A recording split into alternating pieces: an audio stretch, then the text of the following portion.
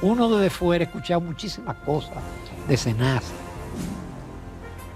pero tú sabes lo que pasó en SENASA, porque tú tienes información privilegiada. Ramón, de principio, eso fraude, todas esas denuncias, que la inmensa mayoría son reales porque lo han hecho periodistas y comunicadores de gran trascendencia en este país. Además de que el propio presidente de la República dijo que él se enteró a tiempo de una serie de situaciones y alentó a las autoridades competentes para que iniciaran una investigación profunda en ese sentido. Nosotros dijimos, no, aquí los dominicanos tienen que tener el derecho a escoger dónde poner su fondo de pensión, si en el sector público o en el sector privado. Y en las vistas públicas aparecía un grupo que decía que no creía en el sector público porque era mal administrador y que quería el sector privado, y otro decía que quería el sector privado porque el público porque el sector privado tenía muchos afanes de lucro, etc. Pero sin embargo, la realidad está demostrando que por lo menos la composición de los fraudes y de los manejos turbios que se han explicado en la opinión pública superan con creces lo que hubo en el Instituto Dominicano de Seguro Social, que ya eso es mucho decir. Que era un desastre. Don Arismendi. La entrevista del Telematutino 11, gente importante a tratar temas importantes, nos acompaña el licenciado Arismendi Díaz Santana. Ya lo dijimos, fue el primer gerente de la Seguridad Social y yo diría que parte de los constructores de ese sistema, y se mantiene activo, escribiendo artículos, emitiendo opiniones, con fines de que justamente este sistema mejore, avance. Arismendi, muchísimas gracias por aceptar la invitación. Gracias a ti, Ramón, y a Jacqueline. Buenos por días. ser tan consecuente con los temas y además recordarse de mí de cuando en cuando. ¿Y cómo no hacerlo? ¿Cómo no hacerlo? ¿Cómo no hacerlo? Arismendi, tú eres una persona muy enterada. Uno desde fuera ha escuchado muchísimas cosas de SENASA, pero tú sabes lo que pasó en SENASA, porque tú tienes información privilegiada. ¿Qué pasó? ¿Por qué pasó? ¿Y cómo no se dio, nadie se dio cuenta como a tiempo? Bueno, yo soy de los más sorprendidos de lo que ha pasado en el SENASA. Déjame decirte que si tú revisas los escritos que, como tú dices, sí, yo escribo semanalmente, hay 5 o 6 sí, en donde yo señalaba que el SENASA había sido uno de los factores luminosos de la Ley de Seguridad Social. Sí. Porque estaba llenando y debe llenar un importante papel de equilibrio entre lo público y lo privado, número 1. Y número 2, porque es la principal administradora de riesgo de salud, con casi 8 millones de dominicanos, el 73-74% de la población. Y además porque dentro de esos dominicanos están los más pobres y vulnerables. Entonces, Ramón, de principio, eso es fraude, todas esas denuncias, que la inmensa mayoría son reales porque lo han hecho periodistas y comunicadores de gran trascendencia en este país, que se han caracterizado por hacer denuncias de esa naturaleza y nunca han sido desmentidas, sino por el contrario, confirmadas. Además de que el propio presidente de la República dijo que él se enteró a tiempo de una serie de situaciones y alentó a las autoridades competentes para que iniciaran una investigación profunda en ese sentido. La verdad es que yo me siento un poco frustrado en ese sentido porque nosotros previmos 2 cosas importantes en la Ley de Seguridad Social. En primer lugar, como tú sabes, una AFP pública. Contrario a lo que tenía Chile, que todas eran privadas, nosotros dijimos, no, aquí los dominicanos tienen que tener el derecho a escoger dónde poner su fondo de pensión, si en el sector público o en el sector privado. Y en las vistas públicas aparecía un grupo que decía que no creía en el sector público porque era mal administrador y que quería el sector privado, y otro decía que quería el sector privado porque el público porque el sector privado tenía muchos afanes de lucro, etc. Eso fue una cosa. Y la otra, la ARS Reservas, que es la ARS del Estado Dominicano, una especie de continuación histórica, perdóname la expresión, del Instituto Dominicano de Seguros Sociales. Pero sin embargo, la realidad está demostrando que por lo menos la composición de los fraudes y de los manejos turbios que se han explicado en la opinión pública, superan con creces lo que hubo en el Instituto Dominicano de Seguro Social, que ya eso es mucho decir. Que era un desastre. Don Arismendi, SENASA fue un referente de administración, de pulcritud, al punto de que muchas personas que estaban en ARS privadas querían estar en SENASA y era elogiada. Y usted, como dijo anteriormente, escribió varios artículos hablando del punto luminoso que había significado la creación de SENASA para todo lo que es seguridad social. Aparte de esas investigaciones que se han hecho, lo que dijo el presidente y lo que han dicho otras periodistas comunicadoras de lo que pasó ahí supuestamente, ¿cuándo usted se dio cuenta de que las cosas, es decir, desde fuera, eran, no sospechó o vio algún diferente y cuándo dejó de ser ese punto luminoso? Digamos que desde mediados del año pasado, yo comencé, porque yo tengo muchas fuentes de información. Sí. Como yo escribo, hay mucha gente que no puede decir lo que quiere decir, entonces me lo confía a mí, yo le guardo la confidencialidad y yo, si entiendo que eso tiene validez, yo lo publico, etcétera. A mí me llegaron las alertas desde mediados del año pasado y fueron creciendo a medida que se concluía el 2024. Pero yo quiero decir aquí lo siguiente. ¿Cuáles alertas le llegaron, supone, don Arismendi? ¿Cómo es? ¿Cuáles alertas? ¿De la baja calidad del servicio? ¿De que habían manejos raros? ¿O qué fue lo que primero le llegó? Bueno, la principal alerta y la más importante era que el SENASA se estaba retrasando en el pago a los proveedores. Y tú sabes que la ley de seguridad social en eso es muy rigurosa, aunque lamentablemente no se ha publicado, no se ha cumplido. ¿Por qué, Ramón, se estableció eso? Porque al principio, cuando estábamos diseñando la ley de seguridad social, el sector privado no quería una tesorería como la que se estableció. Yo explico en mi libro que ese fue el único punto en que yo me quedé en un momento determinado completamente solo en este país, cuando estaba diseñando la ley. Porque el sector privado decía, no. Las igualas médicas que existían, entonces, no, yo quiero que el sector privado me pague a mí directamente.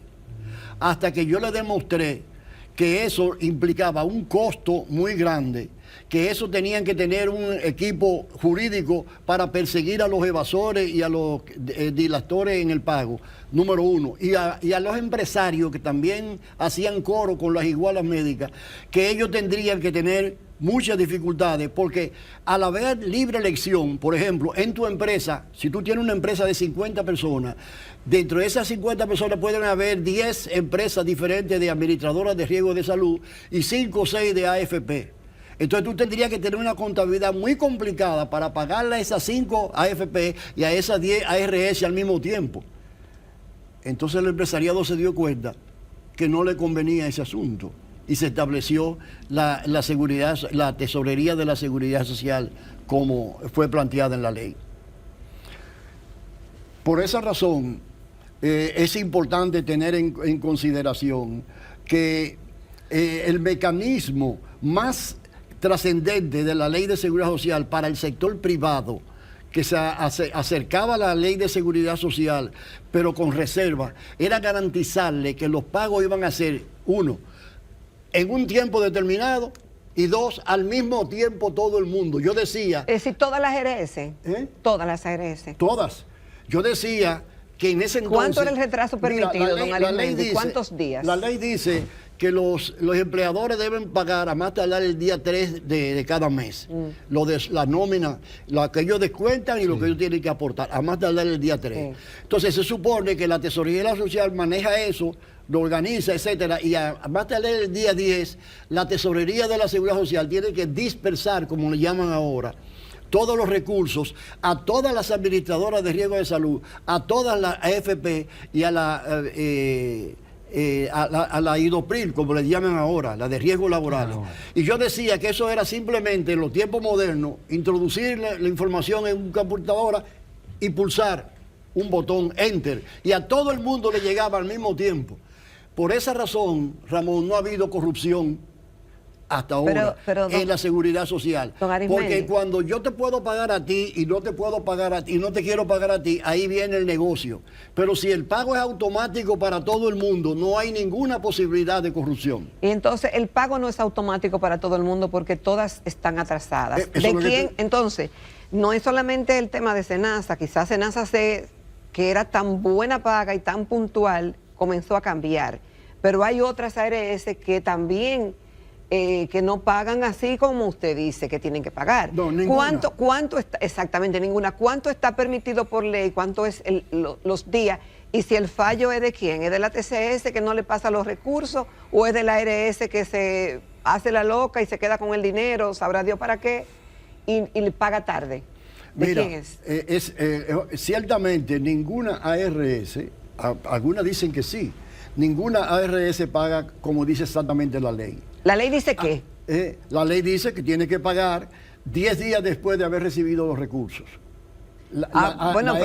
Pero nunca sabe el 10 días después. El suplidor no sabe cuándo realmente recibió la ARS los recursos. No, claro, se sabe. 3 días después del día. Se sabe porque la tesorería lo informa en su aquí todo se sabe, pero además la tesorería en ese sentido es muy transparente y indica cuándo se dispersó los recursos.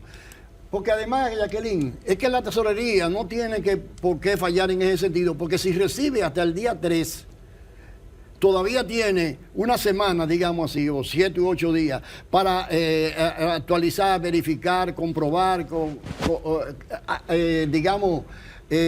verificar que todo está correcto y entonces proceder a la dispersión. Okay. Y esa dispersión es automática. ¿Y por qué si se sabe que no se hace, nadie hace nada al respecto? Porque no se está haciendo. Pero vean acá, Jacqueline, ¿y en qué país tú vives? ¿Qué ley aquí se cumple? Bueno. Mira, hay un factor ahí que influye. Déjame decirte una cosa. Bueno, yo conozco a ARS que me dicen, yo no tengo la constancia directa, para que no me acusen de privatizador, pero que dicen que ellos incluso pagan quincenalmente, no mensualmente. Pero déjame decirte lo siguiente, ahí viene un problema. Tú eres una PCS y tú me mandas a mí una serie de facturas como ARS. Es posible que dentro del montón de facturas que tú me mandas, hay algunas en las cuales yo tenga observaciones y no estoy de acuerdo. Exacto. Lo que dicen los proveedores que yo apoyo es que en ese caso, esa se aísle, pero se paguen todas las demás. Que las glosas estén bien. Exactamente, eso es lo que le llaman la glosa. ¿Verdad? Pero a veces en eso se abusa. ¿Me explico? Sí. Todo en nuestro país es así.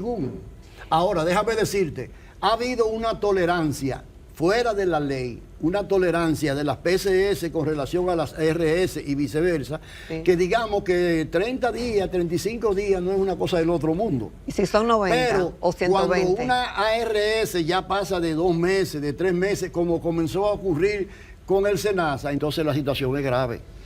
Hay una luz roja. ¿Tú crees que fue correcto darle fondo a SENASA del Idopril, quitarle fondo al Idopril? Nosotros no criticamos eso porque ningún artículo de la ley le da esa facultad al Consejo Nacional de Seguridad Social. Todo lo contrario, la ley establece 3 seguros: seguro de vejez, el de pensión, seguro de salud y seguro de riesgos laborales, y cada uno tiene una forma de financiamiento diferente de acuerdo a su naturaleza y fondos separados. De modo que legalmente no es posible tomar recursos de riesgos laborales para ponerlos ni en pensiones ni en salud. En ese caso lo que hay que hacer es modificar la ley. Pero en este país, usted sabe cómo funciona la cosa. Vámonos a una pausa, que esta conversación está interesante y falta todavía muchas cosas que hablar con Arismendi Díaz Santana. Continuamos esta mañana en Telematutino 11 conversando con el licenciado Arismendi Díaz Santana, ex gerente de la Seguridad Social y presidente de la Fundación Seguridad Social para Todos, articulista y, bueno, experto en este tema, y escribe de una manera llana, sencilla, con cosas que pareciera que son de fácil aplicación, pero que no han sido posibles. Pero con el tema de la ARS, y quiero cerrar aquí porque hay muchísimas preguntas de otras áreas. Las ARS cobran un 10% a las facturaciones que se hacen, por ejemplo, farmacias. ¿Eso está dentro de la ley, ese cobro de ese 10%? No, de ninguna manera. Que cobran un 10%. Es la primera vez que yo escucho eso. aunque no lo dudo, porque en este país no se puede dudar nada, pero eso no está permitido por la ley. Lo que la ley, el reglamento establece es que reconoce hasta un 10% de gasto administrativo de la ARS. Eso puede ser... ¿Cómo así? ¿Y se lo descuenta en las glosas? La corrupción. Pero no, pero yo no estoy diciendo que es corrupción, sino que se hace un descuento. Digo la confusión. Ahí puede venir la confusión. No, eso no es posible. ¿Y esos gastos administrativos quién lo paga? Es decir, ¿quién debería pagarlo? Bueno, eso es parte de la cápita. ¿El suplidor del servicio? Eso es parte de la cápita. La cápita se calcula sobre la base de los servicios que están incluidos en el plan de servicio de salud, que todavía 24 años después no tenemos un plan básico de salud, que es lo que la ley realmente establece. Entonces, digamos que ahí hay emergencia, consulta externa, servicio odontológico, hospitalización, parto, cirugía, medicamentos, etcétera, y un 10% para el manejo de todas esas operaciones. A eso es que me refiero. O sea que dentro de vamos a suponer la cápita, creo que hay ahora mismo en 1.683, algo así.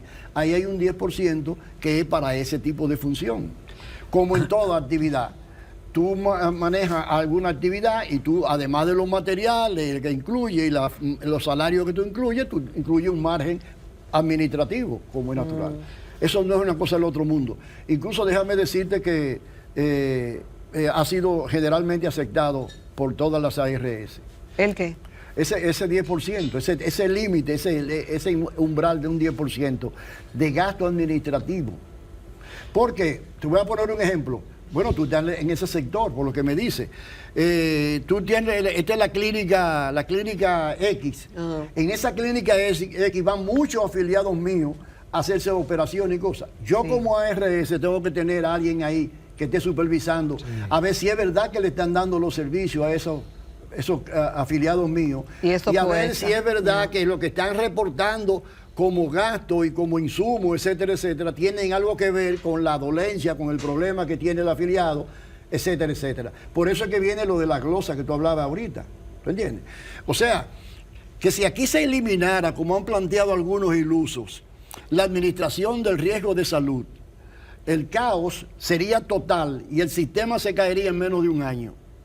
A propósito de eso, Ramón, valdría la pena preguntarse, ¿y tiene algún sentido mantener en el Congreso Nacional 8 proyectos que están planteando la eliminación de las administradoras de riesgo de salud y el establecimiento solo del SENASA como ARS? Es una después idea, de todos estos escándalos. Es una idea.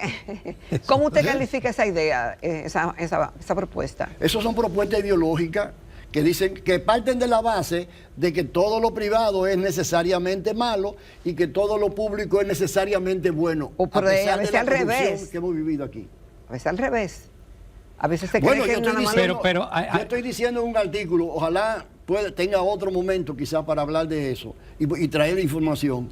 Yo estoy diciendo en un artículo que por lo menos en el campo de la salud, el costo de los servicios médicos públicos es mucho mayor que el costo de los servicios privados.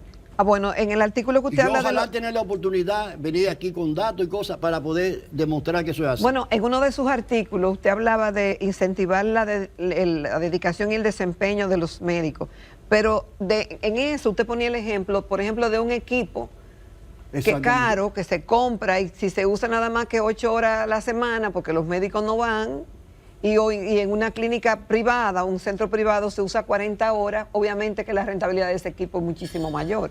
Por ejemplo, algo de eso era, algo así usted se ríe. Sí, pero eso es un argumento, es un argumento sencillo, como tú dijiste ahorita, porque yo escribo para que la gente común entienda, porque si esa gente común entiende, no se apodera de la seguridad social seguirá siendo el beneficio de una minoría. Y la única forma, como yo le recomendé al amigo Ramón en su artículo, es escribir lo más sencillo posible, pero con profesionalidad, para que llegue a la mayor cantidad de gente. Yo puse ese ejemplo y volver a repetirlo. Supongamos que este canal compra $1 millón en equipos, ¿no es verdad? Pero este canal lo utiliza, digamos que 20 horas al día. Y yo tengo otro canal con los mismos equipos, yo soy el Estado, Vamos a suponer que no hay corrupción, que cuesta lo mismo el equipo, pero yo lo utilizo nada más que 2 o 3 horas diarias. ¿Dónde está el costo unitario? Alto en mi caso y bajo en el otro caso. O sea que nada más que eso demuestra que efectivamente los servicios públicos, por lo menos en el campo de la salud, son mucho más caros al país que los servicios privados. Y no estoy defendiendo el sector privado. Estoy ofendiendo al sector público. Arismendi, pero ayer nosotros tuvimos al vocero de la Fuerza del Pueblo, y él dice que uno de los proyectos más importantes que ellos tienen en carpeta es la modificación de la Ley de Seguridad Social. ¿Tú tienes una esperanza de que ahí salga un producto que valga la pena, que signifique un avance? Bueno,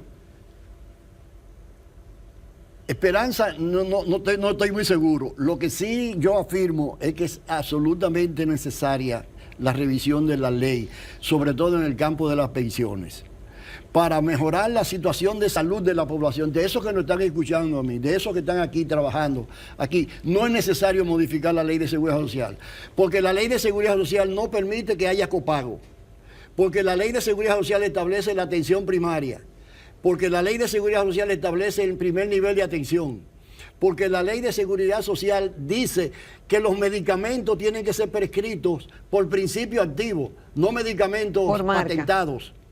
Y aquí es patentado. Ahora, don Arismendi. Entonces, si tú corriges todas esas cosas, tú le resuelves el 95% de los problemas que tiene el problema está en la en materia de salud. Mire, en materia de pensión es otra cosa. Usted dijo anteriormente que cuando yo le preguntaba de otra pregunta, de otro tema, y usted decía, ay, pero ¿y cuándo se ha cumplido aquí la ley? Entonces, mi pregunta es, con relación a esta modificación que se pretende hacer de la Ley de Seguridad Social, si se hubiera aplicado como estaba concebida, ¿tuviéramos avances o tuviéramos ahora mismo que como quiera hacer una modificación? No, mira, en primer lugar avance. De hecho, tenemos avance, Jacqueline. No, claro que sí, lo que había antes con lo que tenemos ahora. Los seguros médicos. Exactamente. Bueno, esos seguros médicos. Pero yo le digo, si se hubiera cumplido como está establecido en la ley. Sí, déjame irte por parte. Mira, nuestra fundación tiene el planteamiento, y lo ha escrito con toda claridad, te lo puedo volver a remitir, que la Ley de Seguridad Social ha sido un avance importante, una trascendencia importante. Y nadie lo niega, que lo lamentablemente se ha aplicado de una manera distorsionada. Cada quien ha tomado de la Ley de Seguridad Social, estos son los artículos que a mí me convienen, esos son los que se van a aplicar. Estos son los que no me convienen, esos son los que vamos a bloquear. Por esa razón, tú ves que no ha habido ninguna reforma en el sector salud. Y por esa razón es que hoy yo estoy señalando, en el artículo que sale hoy jueves, yo estoy señalando que si, por ejemplo, con la inauguración del nuevo centro en la ciudad sanitaria, si ahí no se contratan médicos para pagarle en función de lo que produzcan, desempeño, y si ahí no se asignan los recursos al hospital en función de la producción que haya, todo eso se va a convertir en una pérdida para el país. Eso lo estoy diciendo yo con toda responsabilidad y le estoy pidiendo al presidente de la República, que es una persona abierta, que escucha y con la cual tengo excelentes relaciones personales, que tome en consideración esas ideas, que se puede tomar como plan piloto, vamos a decirlo así, ese nuevo hospital donde todavía se supone que no se han nombrado médicos, todavía no se ha contratado personal, que se va a comenzar ese proceso, que se haga un experimento, pagándole a esos médicos un salario base, como dice el artículo 173 de la Ley de Seguridad Social, más incentivos por la dedicación y el desempeño.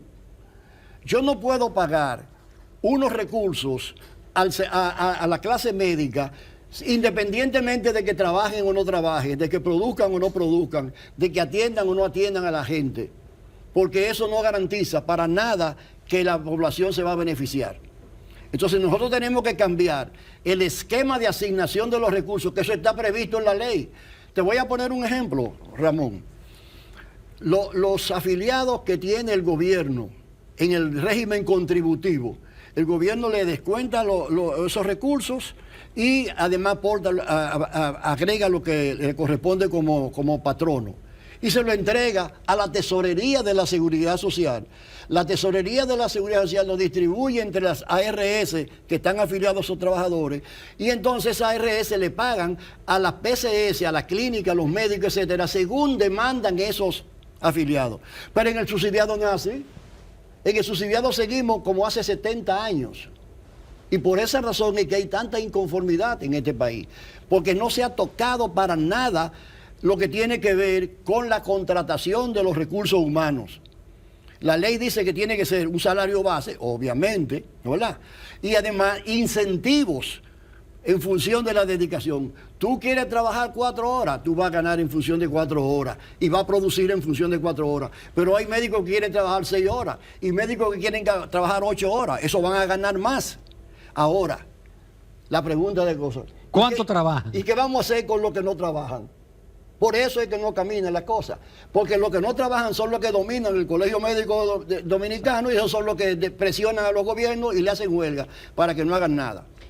Don Arismendi, no queremos terminar el programa sin preguntarle si realmente es rescatable SENASA y si puede con todos los afiliados que se le sumaron. El SENASA es rescatable, en primer lugar porque ya el gobierno tomó conciencia de la situación, ha tomado medidas, desde luego, y además cambió totalmente la gerencia y nombró ahí a una persona que a mí en lo personal, porque lo conozco hace mucho tiempo y conozco a su papá, me merece mucha confianza porque es un médico altamente calificado, con experiencia en planificación de la salud, que hizo un buen desempeño en la Gerencia General de la Seguridad Social y que lo han llevado allí precisamente para dar una nueva cara y darle un nuevo impulso al SENASA. El SENASA tiene necesariamente que recuperarse porque es una necesidad nacional, valga la redundancia.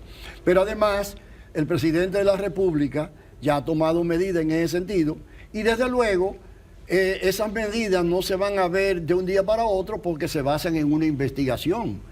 Todo depende ahora de la celeridad con que la Procuraduría General de la República y las otras instancias, la misma CISARRIL, hagan las investigaciones del lugar y tomen las medidas correspondientes. Pero la aspiración de todos nosotros es que eso no se quede en la impunidad. Claro. Que aquí el que la hace la paga. Y como dijo el presidente, él podrá tener amigos, pero no cómplice, fue que dijo, no cómplice. Entonces, necesariamente, bueno, déjame decirte una cosa. Así como yo dije ahorita que sin las ARS el sistema no dura un año funcionando, sin el SENASA el sistema tampoco dura un año funcionando, porque caería en mano total del sector privado y eso da como resultado una ganancia excesiva, un afán de lucro excesivo y un desequilibrio completo desde el punto de vista financiero. ¿Sí o no? Le voy a hacer una pregunta. Para el régimen de pensiones inevitablemente es necesario un mayor aporte de los trabajadores y de los empleadores. Sí, señor. ¿Por qué?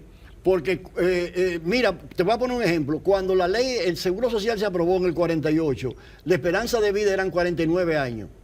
Hoy la esperanza de vida son 75 años y la mujer es un poquito más. Ese tiempo implica una pensión mucho más costosa. Entonces no se puede financiar con los recursos de antes. O ampliar el periodo de las dos cosas. Nosotros como fundación, y estamos dispuestos a venir aquí a explicar ese asunto con detalle, hasta con gráfica, hemos hecho todos los cálculos y hay que hacer dos cosas. Una, elevar del 9.97% que es actualmente al 17%, pero en forma gradual, sin afectar sensiblemente ni al empresariado, ni a la pequeña empresa, ni a los trabajadores, sino en forma gradual, en 8 años aumentando un poquito, hasta llegar al punto adecuado, número uno. Y número dos, ir elevando los años de cotización. Ya en Europa, la mayoría de los países llegan a 66, 67 años. Todavía aquí estamos hablando de 60 años. También, y 60 años es un muchachito. Exactamente, con una observación de que esas medidas que estamos recomendando no van a afectar a los pasados meridianos que están cotizando. O sea, a los que tienen ya 45 o 50 años se les va a dejar igual o con muy poca variación. Pero a los que están comenzando ahora es necesario comenzar a agregarle. Porque un hijo tuyo, un sobrino, un nieto tuyo que tiene 20 años ahora... Va a durar 90. Exactamente. Y a los 70 años todavía va a estar en condiciones de trabajar. Pero a los 70 años él va a tener como 30 años de pensión si se pensiona a los Profesor, años 60. usted y yo pasamos de 70 y estamos trabajando. Exactamente. Bueno, algunos dirán que somos privilegiados. Arismendi, muchísimas gracias. Contigo siempre es agradable conversar y porque tú también en la expresión hablas en un lenguaje que que el gran público te entiende. Muchas gracias, Ramón. He aprendido mucho de ustedes, los comunicadores. Que usted tiene preferencia con Ramón, dice un amigo televidente. Que usted tiene preferencia con Ramón. ¿Por qué? Porque nada más lo mira él. Qué observador. No, Arimendi, de ninguna manera. de nuevo, muchísimas gracias. Gracias igualmente, Jacqueline. ¿Nos vamos a comercial o nos despedimos?